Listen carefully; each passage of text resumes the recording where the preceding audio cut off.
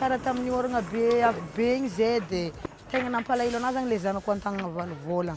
Na tany aloha fogna tsisy, na tany raha ataonay tafo zao tsisy dia parasolo fogna tanagna jusqu'à marainandro. Niaritra oragnandro fogna zay zany jalinay tamin'ireny.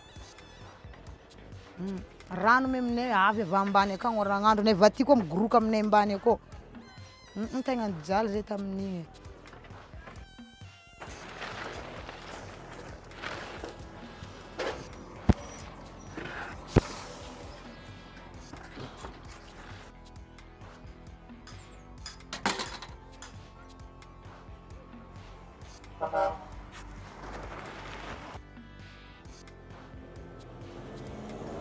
Ty trano ty manko ny raha ankapobeny zany raha mieritreritra anazy zany a dia tsy ho vita mihitsy zany ty trano ty raha ohatra ka hoe ohatrohatran'izao zany le fandehan'le situation anay zany.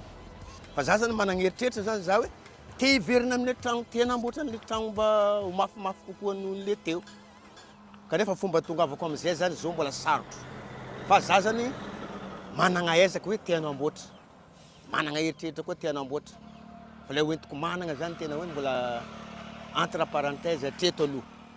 Fa te hanavao za te hanamboatra tsaratsara kokoa noho le teo.